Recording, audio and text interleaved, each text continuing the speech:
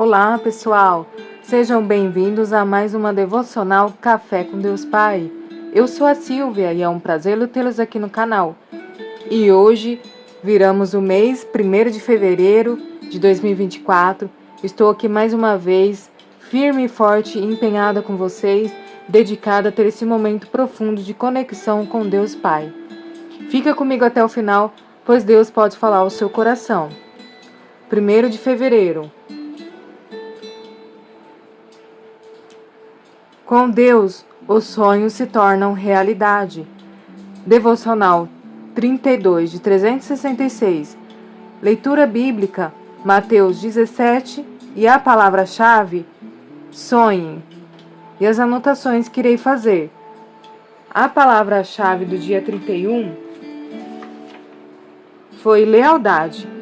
Que a lealdade e a fidelidade nos levam a viver uma vida acima da média. E hoje a palavra é: não sonhe sozinho.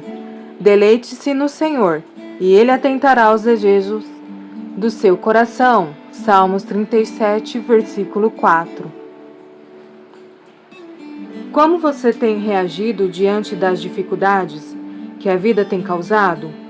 Com incredulidade, medo, falta de esperança? Talvez você tenha parado de sonhar por achar que seus sonhos foram esmagados pelas circunstâncias contrárias. Entenda que os sonhos são necessários para quem está vivo. Se você já parou de sonhar, isto é muito grave, pois pode representar que sua vida está no trajeto de melancolia e dor. Os sonhos são o combustível da alma, a mola propulsora da vida, que nos lança para muitos mais longe de onde nossos pés nos podem levar e nos faz saltar sobre o muro das dificuldades que nos impede de ver tudo que tem de bom logo à frente.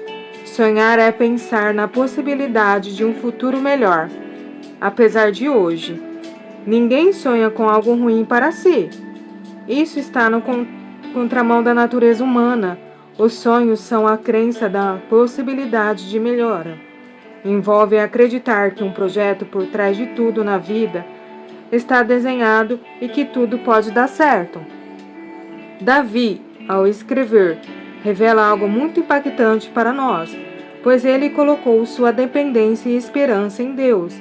E isso foi possível porque Davi estava edificado numa base sólida, que é o Senhor. Muitas vezes, nós até sonhamos, mas se não tivermos Deus, nos tornamos vulneráveis em nossa estrutura e tudo acaba se perdendo no percurso. Por isso, não ande sozinho, não sonhe sozinho, não projete sozinho, pois muitos que assim o fizeram fracassaram. Busque se edificar em Deus. Aproxime-se e compartilhe com o Pai todos os seus sonhos e projetos, pois Ele tem direção certa para a sua vida. Amém? Que possamos sonhar em Deus, porque Deus é a base de todas as coisas da nossa vida.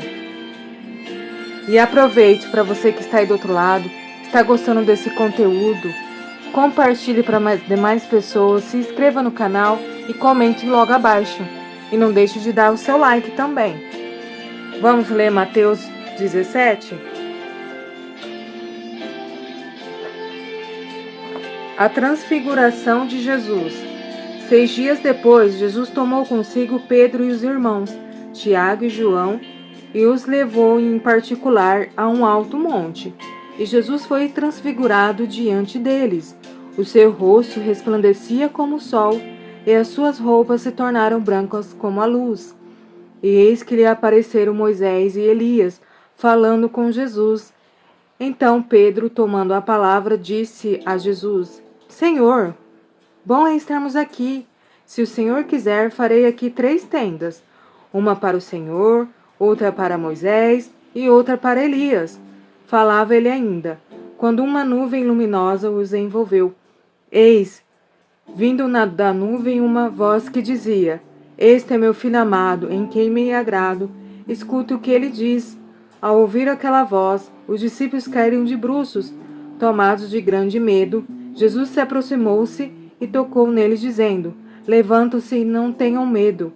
Então eles, levantando os olhos, não viram mais ninguém, a não ser Jesus. A vinda de Elias. Versículo 9. Ao descerem do monte, Jesus lhes ordenou: Não contem a ninguém que vocês viram, até que o Filho do Homem ressuscite entre os mortos. Mas os discípulos perguntaram a Jesus: Por que então os escribas dizem ser necessário que Elias venha primeiro? Jesus respondeu: De fato, Elias virá e restaurará todas as coisas. Eu, porém, lhes digo que Elias já veio e não o reconheceram. Pelo contrário, fizeram com ele tudo o que quiseram. Assim também o Filho do Homem irá sofrer nas mãos dele. Então os discípulos entenderam que ele estava se referindo a João Batista. A cura de um menino, versículo 14. Quando eles chegaram para junto da multidão, o homem se aproximou de Jesus, ajoelhou-se e disse: Senhor, tenha compaixão do meu filho, porque ele tem convulsões e sofre muito, pois muitas vezes cai no fogo e outras tantas cai na água. Apresentei aos seus discípulos, mas eles não puderam curá-lo.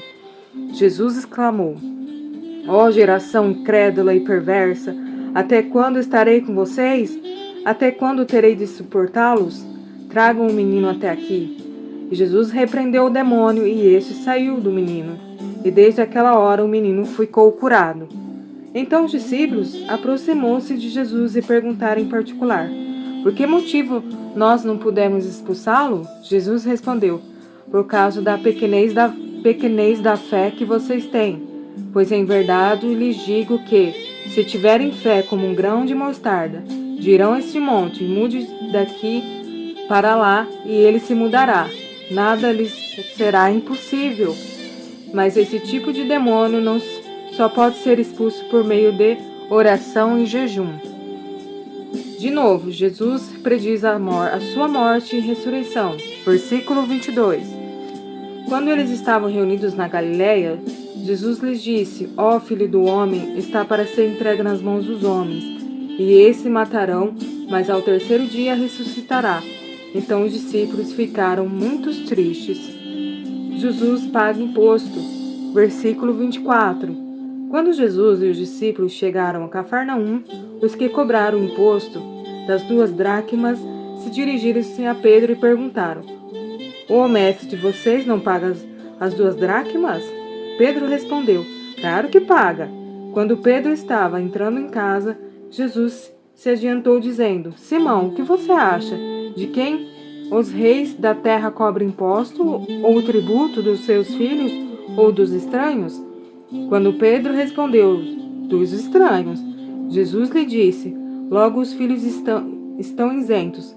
Mas para que não os escandalizemos, vá ao mar, jogue o anzol e puxe o primeiro peixe que fisgar.